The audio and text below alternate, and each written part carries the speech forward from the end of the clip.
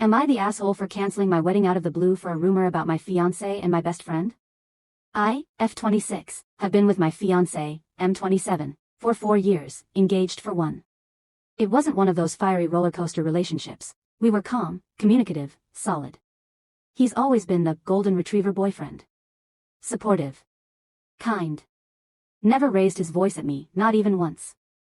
I'd fantasized about our wedding long before the proposal. Flowers. Dress. A quiet beach ceremony, simple and beautiful. I thought we were both on the same page. The day he proposed wasn't flashy, just the two of us at home with takeout, laughing over dumb inside jokes. He pulled out the ring casually and said he couldn't imagine life without me. I cried. Said yes.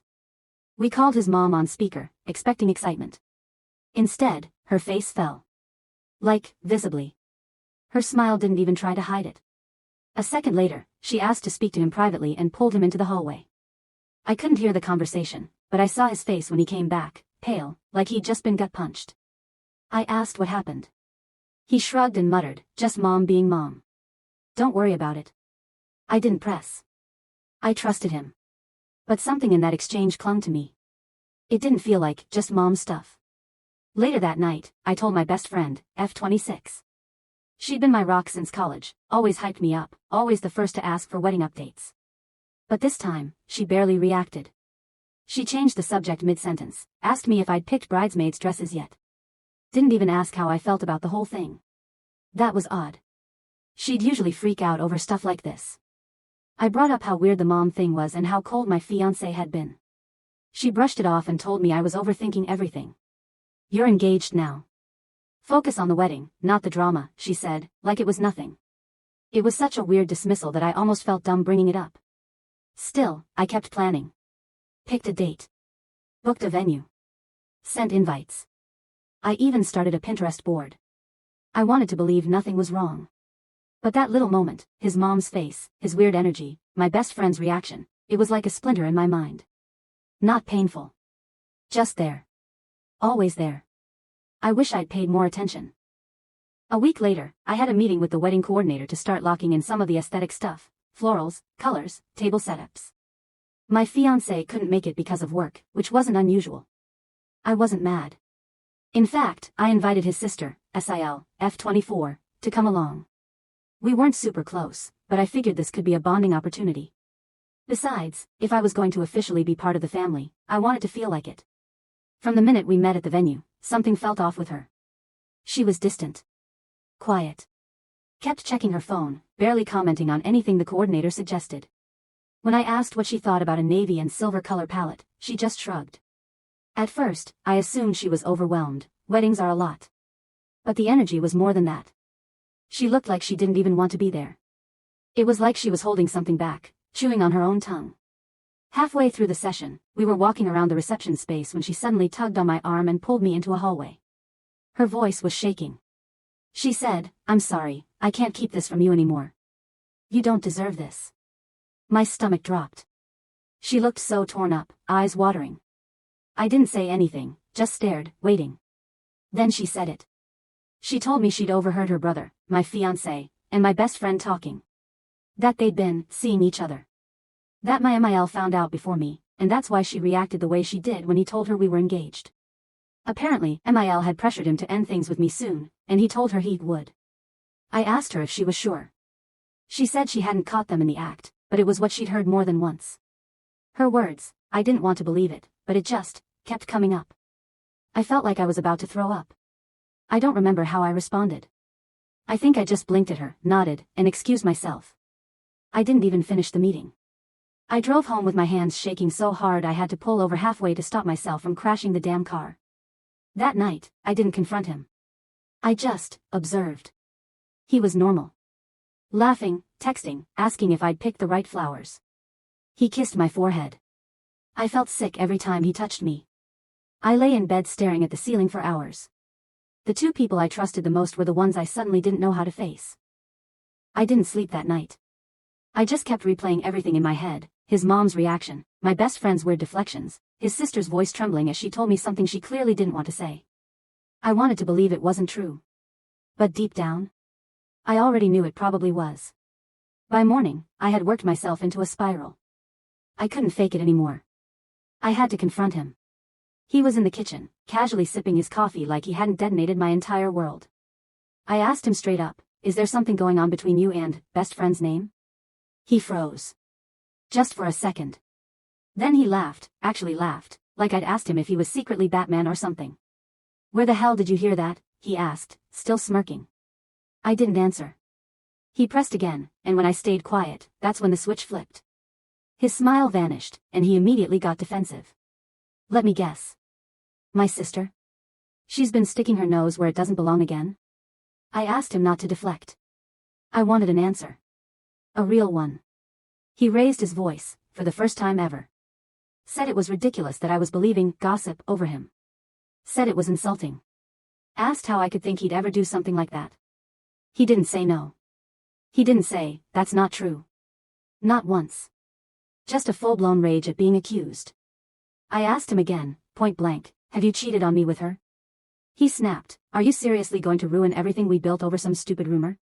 That told me everything I needed. I didn't scream. I didn't cry. I just left the room. I think that rattled him more than anything else. I could feel his eyes on me as I walked into the bedroom, packed a weekend bag, grabbed my keys, and left. I didn't go home. I couldn't. I drove straight to my cousin's apartment 2 cities over and crashed on her couch. She didn't ask questions, just handed me a blanket and held me while I finally cried like my entire life had just imploded, because it had. I stayed quiet for a day. Maybe 2. I didn't respond to his texts. He sent a few at first, then dozens, then started calling. I turned off my phone. On the 3rd morning, I woke up and stared at the wedding countdown pinned in my planner. 3 weeks to go. I pulled out my laptop, opened my contacts list, and started drafting an email. The email was brutal to write. Not because I didn't know what to say, I knew exactly what I wanted to say, but because putting it into words made it real. Made everything final. Subject line, "Wedding update, please read." I kept it simple. I thanked everyone who had been involved in planning, who had RSVP'd, who had supported us. Then I wrote, "Due to recent circumstances, the wedding between his name and I has been called off.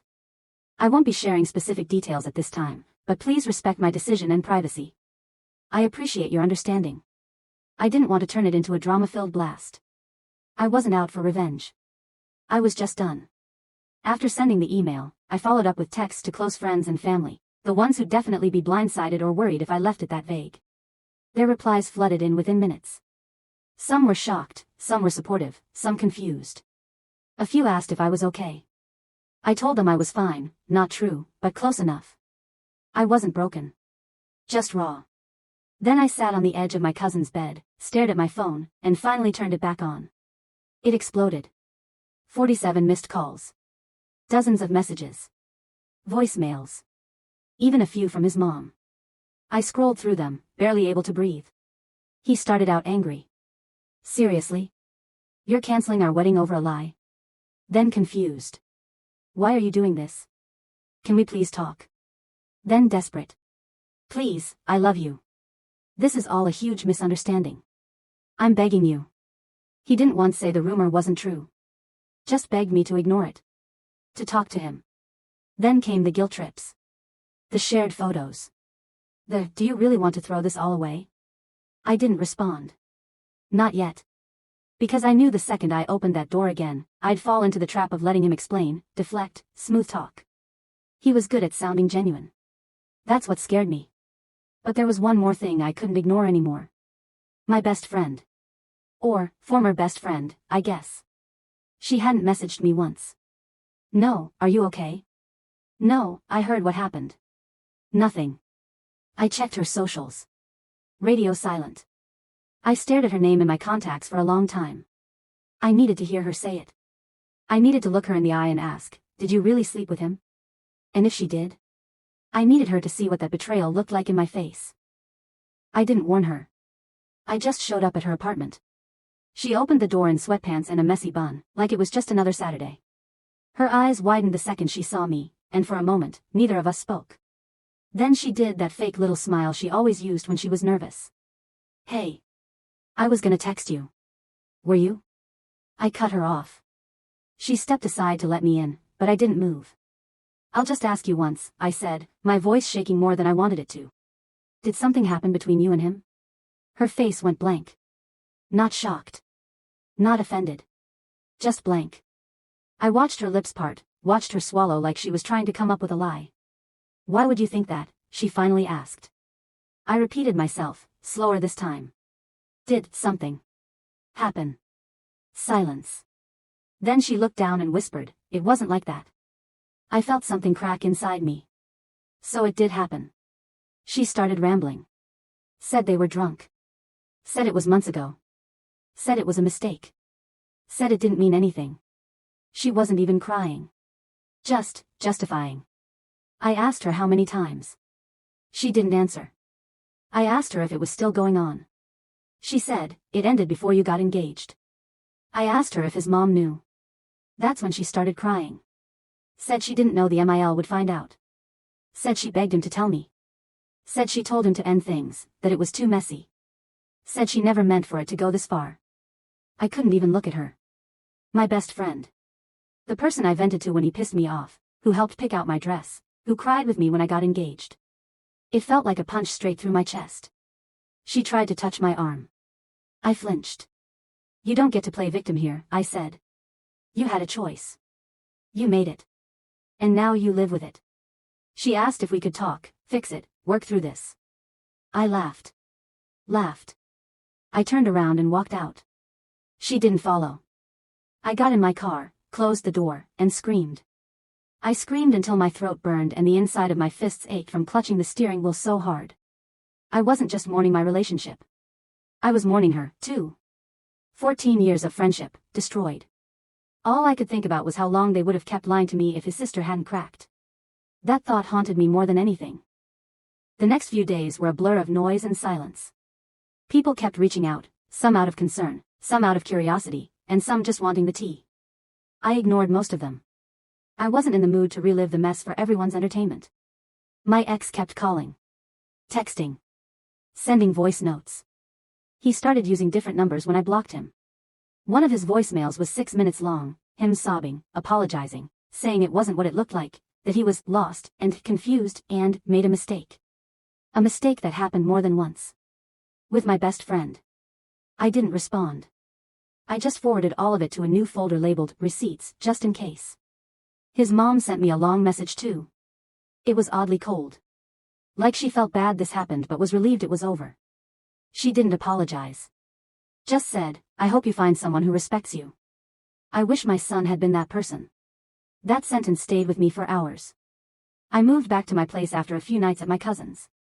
It felt hollow and weird, like walking into a life that didn't belong to me anymore. The walls still had our pictures, our stupid little post-it notes stuck to the fridge, the engagement scrapbook we started together sitting halfway filled on the coffee table. I packed it all up in a box. Every trace of him. Of us. I left the box by the door. He'd asked if he could come get his stuff. I told him to send someone else. He didn't argue. One night, I finally let myself cry for real. Not the angry tears or the shock shivers I'd been having, but the ugly, soul-deep kind that makes you curl up on the floor. I grieved the life I thought I was going to have. The home. The vows. The name change. The whole damn dream. But underneath all that pain, was relief. I dodged a lifetime of second-guessing. Of wondering if the late nights at work were really work. Of pretending not to notice the tension between my husband and my best friend. Of becoming the person who knew but stayed anyway. That wasn't going to be me. I chose peace over a perfect image. I chose me. But I wasn't done yet. There was still one final thing I had to do. The final thing I had to do was closure, on my terms. I didn't want a dramatic public call-out. I wasn't going to burn their lives down with a Facebook essay or some viral post. That would only keep me in their orbit longer than I wanted. But I did need to clear the air with everyone who mattered. So I wrote one final message and sent it out to all the friends and family who were still reaching out, wondering why the wedding was off. It was short. Direct. Just enough. Hi everyone, I've decided to cancel the wedding. I recently discovered a betrayal involving my former fiance and someone I considered family. I'm choosing to prioritize my emotional well-being and healing over a relationship built on dishonesty. I appreciate your love and support. The replies flooded in. Some were shocked. Some furious. A few admitted they had seen signs, but didn't want to interfere. Typical. My sister-in-law, bless her, called me crying, apologizing again for dropping the truth bomb the way she did. I told her I was grateful. It must have been eating her alive. She asked if we'd still be in touch. I said yes. She wasn't the problem. She was the only one who cared enough to tell me. As for them, my ex and ex-best friend, they went quiet eventually. I heard through the grapevine that she lost her job after some drama at work. Apparently, she vented to a coworker who repeated it. He moved in with a friend across town. Mutual friends said they weren't even speaking to each other anymore. Guess karma knows her way around. I won't lie and say I've healed completely. Some mornings, I wake up feeling like it all happened yesterday. Trust issues don't go away overnight. But I've also started laughing again. Sleeping through the night. Eating full meals without nausea. I even reconnected with some old friends I drifted from during the relationship. Turns out, I missed myself more than I missed either of them. I'm planning a trip this summer, solo. Somewhere far, somewhere peaceful. Somewhere I don't have to be anyone's fiance, or maid of honor, or broken girl on the floor. Just me. Maybe I'll journal. Maybe I'll get a tattoo. Maybe I'll dance barefoot on a beach at midnight with strangers who don't know my story. But one thing's for sure. I'll never ignore my gut again. Not for love. Not for loyalty. Not for anyone.